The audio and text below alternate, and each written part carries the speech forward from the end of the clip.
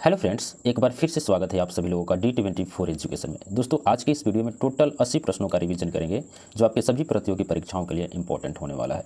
दोस्तों, इस वीडियो को आप पूरा देखिए क्योंकि इस वीडियो में जितने भी प्रश्न लिए गए हैं सभी मोस्ट इंपॉर्टेंट है। प्रश्न एग्जाम में पूछा जा सकता है, ठीक है। तो आइए इस वीडियो को शुरू करते हैं। पहले प्रश्न में पूछ रहा है कि मानव शरीर में रक्त को शुद्ध करने वाला अंग कौन सा है। सही जवाब होगा विकल्प डी, वृक्क, जिसको किडनी बोलते हैं। किडनी जो है मानव शरीर में रक्त को शुद्ध करता है, ठीक है। आपका दूसरा प्रश्न है, पौधों में भोजन का परिवहन किसके द्वारा होता है। सही जवाब होगा विकल्प बी, फ्लोएम के द्वारा। फ्लोएम के द्वारा पौधों में भोजन का परिवहन होता है।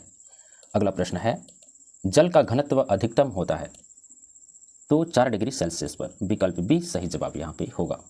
अगला प्रश्न है, पृथ्वी अपनी धुरी पर कितने समय में एक चक्कर पूरा करती है। सही जवाब है 24 घंटे में। विकल्प ए सही जवाब होगा। नेक्स्ट प्रश्न है, मानसून भारत में कब आता है। तो जो मानसून है ना, ये गर्मियों के मौसम में आता है और बारिश होती है, ठीक है।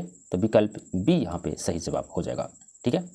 नेक्स्ट प्रश्न है, गंगा और यमुना नदी का संगम कहाँ होता है। सही आंसर होगा प्रयागराज में। विकल्प बी सही जवाब होगा। नेक्स्ट प्रश्न है, अशोक का प्रसिद्ध शिलालेख किस लिपि में लिखा गया है। ब्राह्मी लिपि में। विकल्प ए सही जवाब होगा।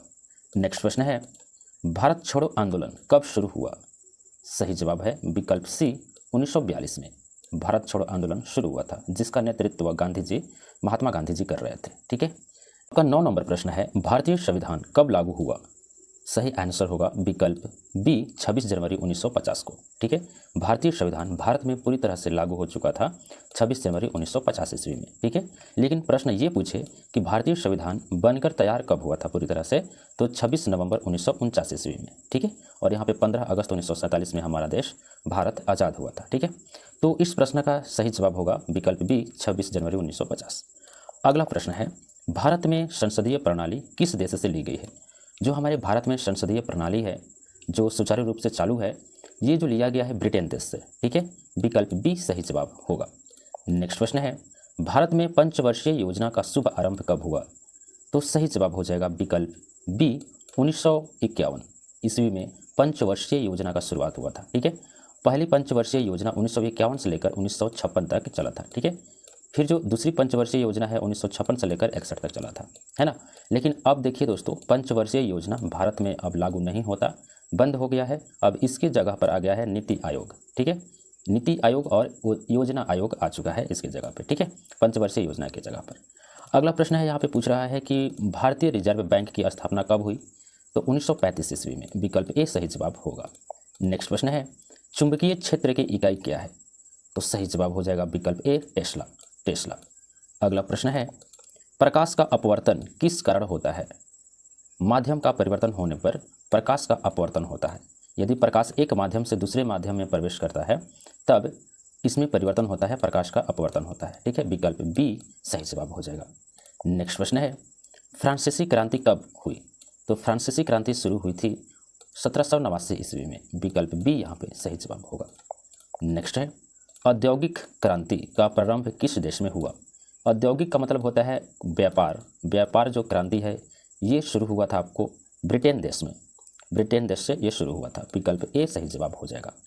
नेक्स्ट प्रश्न है, चंद्रगुप्त मौर्य को सिंहासन पर बैठाने और मौर्य साम्राज्य की स्थापना में किसका प्रमुख योगदान था। तो सही जवाब हो जाएगा विष्णुगुप्त का, ठीक है, जिसे चाणक्य कहते हैं। विकल्प ए सही जवाब हो जाएगा।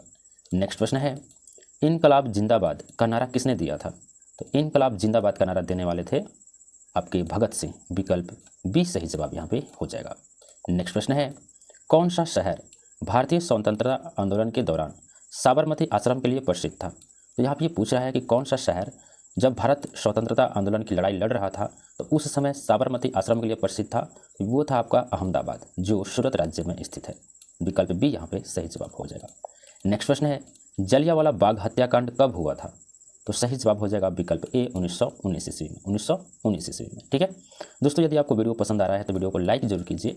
चैनल पर पहली बार है चैनल को सब्सक्राइब कीजिए और बेल आइकन को प्रेस कीजिए ताकि जब भी मैं अपलोड करूँ आपके पास पहुँच जाए, ठीक है। अगला प्रश्न है, रेगिस्तान की भूमि के रूप में किस भारतीय राज्य को जाना जाता है। तो राजस्थान को। विकल्प ए सही जवाब होगा। नेक्स्ट प्रश्न है, भारत का सबसे बड़ा नदी द्वीप माजुली किस नदी पर स्थित है? सही आंसर होगा विकल्प बी, ब्रह्मपुत्र नदी पर। अगला प्रश्न है, सूर्य के चारों ओर पृथ्वी के एक चक्कर को क्या कहा जाता है? तो जो सूर्य है, सूर्य के चारों ओर जो पृथ्वी एक चक्कर पूरा करती है तो इसको बोला जाता है परिक्रमण। विकल्प बी यहाँ पे सही जवाब हो जाएगा। नेक्स्ट प्रश्न है, भारत का सर्वोच्च न्यायालय कहाँ स्थित है? तो दिल्ली में स्थित है। आपको बता दूं, सर्वोच्च न्यायालय पूरे देश में एक ही होता है, ठीक है, जो सभी न्यायालयों का प्रमुख न्यायालय होता है। सर्वोच्च न्यायालय के अंदर लिया गया फैसला अंतिम रूप से निर्णायक फैसला होता है, ठीक है। तो ये जो सर्वोच्च न्यायालय है ये दिल्ली में स्थित है। विकल्प बी यहाँ पे सही जवाब हो जाएगा। अब यहाँ पे ये बात करेंगे कि सर्वोच्च न्यायालय के जो सेवा न्यायाधीश होते हैं उनकी जो उम्र होती है और सेवा करने की 65 वर्ष होती है, ठीक है, ये भी आपको याद रखना है। अगले प्रश्न में पूछ रहा है कि भारत के राष्ट्रपति का कार्यकाल कितने वर्ष का होता है? तो 5 वर्ष का होता है, ठीक है। जो भारत का राष्ट्रपति होता है ना, उनका कार्यकाल 5 वर्ष का होता है और प्रधानमंत्री का भी कार्यकाल 5 वर्ष का ही होता है। विकल्प बी यहाँ पे सही जवाब होगा। नेक्स्ट प्रश्न है कि हरित क्रांति किससे संबंधित है? तो जो हरित क्रांति है ना, ये आपके गेहूं से संबंधित है। तो गेहूं क्या है? एक खाने पीने वाला पदार्थ है, तो ये खाद्य उत्पादन से संबंधित है हरित क्रांति, ठीक है। विकल्प बी यहाँ पे सही जवाब हो जाएगा। नेक्स्ट प्रश्न है, भारत में सबसे अधिक रोजगार देने वाला क्षेत्र कौन सा है? तो भारत में सबसे अधिक रोजगार देने वाला जो क्षेत्र है वह है कृषि, ठीक है। विकल्प बी यहाँ पे सही जवाब हो जाएगा, क्योंकि भारत का कुल जनसंख्या में से 60% जनसंख्या अभी भी गांव में निवास करती है और कृषि पर निर्भर है, ठीक है। अगला प्रश्न पूछ रहा है कि मानव शरीर में लाल रक्त कोशिकाओं का निर्माण कहाँ होता है? सही जवाब होगा अस्थि मज्जा में। विकल्प बी यहाँ पे सही जवाब होगा। नेक्स्ट प्रश्न है, वायुमंडल की कौन सी परत पृथ्वी पर जीवन के लिए महत्वपूर्ण है? तो ये जो हो जाएगा आपका ट्रोपोस्फियर, ठीक है, यहाँ पे सही जवाब हो जाएगा, ठीक है। आपका अगला प्रश्न है, प्रकाश वर्ष किसकी इकाई है? तो प्रकाश वर्ष जो इकाई है ना, ये दूरी मापने की इकाई है। विकल्प बी यहाँ पे सही जवाब हो जाएगा। और ये लंबी लंबी दूरियां मापता है, ठीक है। और जैसे एक आकाशीय पिंड से दूसरे आकाशीय पिंड की दूरी मापना हो या एक ग्रह से दूसरे ग्रह की दूरी मापना हो तो प्रकाश वर्ष का इस्तेमाल किया जाता है, जो दूरी की इकाई है। अगला प्रश्न है कि भारत में नालंदा विश्वविद्यालय की स्थापना किसने की? देखिए, नालंदा विश्वविद्यालय जो है गुप्त काल से ही बना हुआ है और ये जो स्थापना करने वाले थे कुमार गुप्त थे, ठीक है, कुमार गुप्त। विकल्प सी सही जवाब हो जाएगा। कमेंट बॉक्स में आपको बताना है कि नालंदा विश्वविद्यालय किस राज्य में स्थित था, ठीक है, ये आपको कमेंट बॉक्स में बताना है। अगले प्रश्न में पूछ रहा है कि भारतीय राष्ट्रीय कांग्रेस का गठन कब हुआ? तो भारतीय राष्ट्रीय कांग्रेस का गठन हुआ था 1850 ईस्वी में। विकल्प सी यहाँ पे सही जवाब होगा। अगला प्रश्न है कि किसने भारतीय संविधान का मसौदा तैयार किया? तो भारतीय संविधान का मसौदा तैयार करने वाले थे डॉक्टर भीमराव अंबेडकर। विकल्प बी यहाँ पे सही जवाब होगा। संविधान के निर्माता यही कहलाते हैं, ठीक है।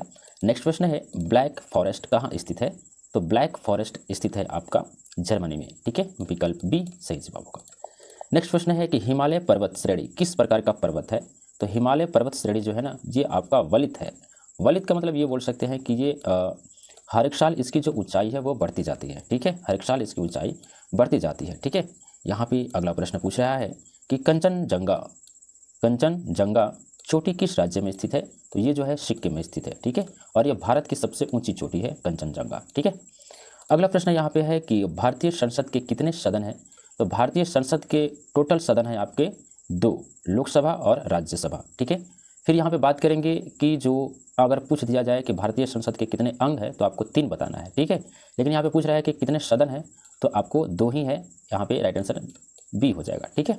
चलिए नेक्स्ट प्रश्न यहाँ पे पूछ रहा है, संविधान में मूल कर्तव्यों की संख्या कितनी है? तो संविधान में मूल कर्तव्यों की जो संख्या है ना वो है आपका 11। विकल्प बी यहाँ पे सही जवाब हो जाएगा। नेक्स्ट प्रश्न यहाँ पे पूछ रहा है कि भारत का पहला आम चुनाव कब हुआ? तो भारत में पहला आम चुनाव हुआ था 1952 ईस्वी में। अब देखिए यहाँ पे बात करेंगे 1951 से शुरुआत हो चुकी थी, संपन्न हुआ था 1952 में। तो आपको अगर मान लीजिए कि ऑप्शंस में 1952 है तो इसको टिक कर लेना है 1952, ठीक है। अगर 1952 नहीं है तब उस कंडीशन में 1951 आपको टिक करना है, क्योंकि शुरुआत आपको 51 और 52 के बीच में हुआ था, संपन्न हुआ था 1952 में। अगला जो प्रश्न है कि भारत का पहला बैंक कौन सा था? तो भारत का पहला बैंक जो है ना ये है आपका बैंक ऑफ हिंदुस्तान। विकल्प सी यहाँ पे सही जवाब होगा। नेक्स्ट प्रश्न है कि भारत में योजना आयोग की स्थापना कब हुई? तो योजना आयोग की स्थापना जो हुई थी विकल्प बी 1950 में इसकी स्थापना हुई थी। विकल्प बी यहाँ पे सही जवाब हो जाएगा। नेक्स्ट प्रश्न है कि मुद्रास्फीति किसका परिणाम है? तो मुद्रास्फीति इंग्लिश में बोलते हैं इन्फ्लेशन, ठीक है। यह बाजार में बढ़ती कीमतों घटती कीमतों का परिणाम होता है। तो मांग में वृद्धि और पूर्ति में कमी, ये जो है ना, दोनों के दोनों मुद्रास्फीति का हिस्सा है, ठीक है। तो यहाँ पे विकल्प सी सही जवाब हो जाएगा, दोनों ए और बी, ठीक है। मांग में जब वृद्धि हो जाएगी तो पूर्ति में कमी अवश्य होगी, ठीक है। चलिए नेक्स्ट प्रश्न की बात करते हैं। यहाँ पे 41 नंबर प्रश्न है कि पानी का रासायनिक सूत्र क्या है? विकल्प बी H2O, H2O यहाँ पे सही जवाब हो जाएगा। नेक्स्ट प्रश्न है मानव शरीर का सामान्य तापमान कितना होता है? सही जवाब हो जाएगा 98.6 डिग्री फ़ारेनहाइट होता है। विकल्प बी यहाँ पे सही जवाब हो जाएगा। नेक्स्ट प्रश्न है न्यूटन का तीसरा नियम क्या कहता है? तो न्यूटन का तीसरा नियम कहता है कि अगर हर क्रिया के बराबर विपरीत प्रतिक्रिया होती है। ये कहता है अगर किसी भी वस्तु पर बल लगाया जाए तो वो वस्तु उसी बल के साथ आप पे भी बल लगाएगी, ठीक है। अर्थात जो बंदूक से गोली हम लोग छोड़ते हैं तो गोली जिस रफ्तार से आगे बढ़ती है उसी रफ्तार से आपको पीछे की तरफ धक्का भी देती है। तो ये जो है आपका हर क्रिया के बराबर और विपरीत प्रतिक्रिया होती है। विकल्प ए यहाँ पे सही जवाब हो जाएगा, ठीक है। न्यूटन का तीसरा नियम कहता है। अगला प्रश्न है कि भारतीय उपमहाद्वीप में सबसे बड़ी झील कौन सी है? तो भारत के क्षेत्र में सबसे जो बड़ा झील है ना, वो है आपका चिल्का झील, यहाँ पे सही जवाब हो जाएगा। अगर मीठे जल की झील बोले तो बुलर झील है। बुलर झील जो है आपका श्रीनगर में है, जम्मू एंड कश्मीर में। और जो चिल्का झील है ना, ये आपका उड़ीसा राज्य में है, ठीक है। तो यहाँ पे पूछा है सबसे बड़ी झील के बारे में, तो चिल्का झील हो जाएगा जो उड़ीसा राज्य में है। विकल्प बी यहाँ पे सही जवाब होगा। नेक्स्ट प्रश्न है कि भारतीय संविधान में संविधान संशोधन प्रक्रिया किस अनुच्छेद में है? तो ये प्रश्न बोल रहा है कि जो हमारा भारत संविधान है, भारत का संविधान है, उसमें संशोधन किया जा सकता है, यह किस अनुच्छेद में लिखित है? तो ये जवाब हो जाएगा विकल्प बी अनुच्छेद 368। 368 हमें अनुमति देता है कि आप संविधान में संशोधन कर सकते हैं, ठीक है। नेक्स्ट प्रश्न है भारतीय संविधान में कितनी अनुसूचियाँ हैं? तो सही जवाब हो जाएगा विकल्प बी 12 अनुसूचियाँ यहाँ पे सही जवाब हो जाएगा। नेक्स्ट प्रश्न है भारतीय तिरंगे झंडे में हरे रंग का क्या महत्व है? तो आपको पता है कि जो हमारा तिरंगा झंडा है ना, ये इस प्रकार से आपको 3 रंगों में बटा हुआ है। कितने रंगों में? 3 रंगों में बटा हुआ। ऊपर का है हमारा केसरिया, बीच का है सफ़ेद और नीचे है हमारा हरा रंग। तो जो हरा रंग है ना, ये आपका विकास और उर्वरता के लिए प्रसिद्ध है, हरियाली के लिए प्रसिद्ध है, ठीक है, महत्व रखता है। तो विकल्प सी यहाँ पे सही जवाब हो जाएगा। केसरिया रंग जो है आपका शांति, शक्ति और साहस के लिए है, और जो आपका उजला रंग है सफ़ेद, शांति और सच्चाई के लिए है, ठीक है। आपका नेक्स्ट प्रश्न है भारतीय स्वतंत्रता संग्राम में सविनय अवज्ञा आंदोलन कब शुरू हुआ? तो सही जवाब हो जाएगा 1930 ईस्वी में शुरू हुआ था, ठीक है। 1930 ईस्वी में ये शुरू हुआ था, ठीक है। अब यहाँ पे बात करेंगे कि 1919 में शुरू हुआ था खिलाफत आंदोलन, फिर उसके बाद में शुरू हुआ था 1920 में असहयोग आंदोलन, फिर उसके बाद में 1930 में सविनय अवज्ञा आंदोलन, और 1942 में शुरू हुआ था अंग्रेजों भारत छोड़ो, ठीक है। तो यहाँ पे विकल्प इसी यहाँ पे सही जवाब हो जाएगा सविनय अवज्ञा आंदोलन 1930 ईस्वी में। आपका अगला प्रश्न है कि कौन सा स्थान जंजीरा का प्रसिद्ध किला के लिए जाना जाता है? तो जंजीरा का प्रसिद्ध किला के रूप में जाना जाता है वो है आपका महाराष्ट्र का एक जगह का नाम है, जो महाराष्ट्र राज्य में। विकल्प भी यहाँ पे सही जवाब हो जाएगा। अगला प्रश्न है कि खालसा पंथ की स्थापना किसने की थी? तो खालसा पंथ की स्थापना करने वाले थे गुरु गोविंद सिंह, यहाँ पे सही जवाब हो जाएगा। विकल्प सी यहाँ पे राइट जवाब है। नेक्स्ट प्रश्न है कि भारत का सबसे बड़ा कोयला उत्पादक राज्य कौन सा है? तो कोयला सबसे ज़्यादा होता है झारखंड राज्य में होता है। विकल्प ए सही जवाब हो जाएगा। देखिए दोस्तों, झारखंड जो है बिहार का हिस्सा था, तो आपको कमेंट करना है कमेंट बॉक्स में कि जो झारखंड है बिहार से अलग किस ईस्वी में हुआ था, ठीक है। कमेंट बॉक्स में बताइए कि जो झारखंड बिहार से कब अलग हुआ था। आपका अगला प्रश्न है कि भारत में सबसे ऊंचा जलप्रपात कौन सा है? तो भारत में सबसे जो ऊंचा जलप्रपात है ना, वो है कुंचिकल जलप्रपात। कुंचिकल जलप्रपात को जोग फॉल्स भी कहा जाता है, और जो कुंचिकल जलप्रपात है ना, ये आपका कर्नाटक राज्य में है, ठीक है। विकल्प ए यहाँ पे सही जवाब हो जाएगा। इस नाम को भी याद रखिएगा, कुंचिकल या जोग फॉल्स। फॉल्स में होता है प्रपात। आपका अगला प्रश्न है कि कौन सी नदी दक्षिण गंगा के नाम से जानी जाती है? तो दक्षिण गंगा के नाम से जानी जाती है आपका गोदावरी नदी, यहाँ पे सही जवाब हो जाएगा। विकल्प ए सही जवाब है। अगला प्रश्न है कि भारत के संविधान में नागरिकों के मौलिक अधिकार किस अनुच्छेद में वर्णित है? तो पूछ रहा है कि जो भारत का संविधान है, भारत के संविधान में नागरिकों के लिए मौलिक अधिकार किस अनुच्छेद में वर्णित है? तो विकल्प सी यहाँ पे सही जवाब हो जाएगा। अनुच्छेद 12 से लेकर 35 तक के बीच में भारत के जो नागरिक के लिए मौलिक अधिकार का वर्णित किया गया है, ठीक है, 12 से 35 के बीच। अगला प्रश्न है कि राज्यपाल की नियुक्ति कौन करता है? तो राज्यपाल की नियुक्ति करता है हमारा राष्ट्रपति, ठीक है। विकल्प बी यहाँ पे सही जवाब हो जाएगा। नेक्स्ट प्रश्न है कि भारतीय संसद के संयुक्त सत्र की अध्यक्षता कौन करता है?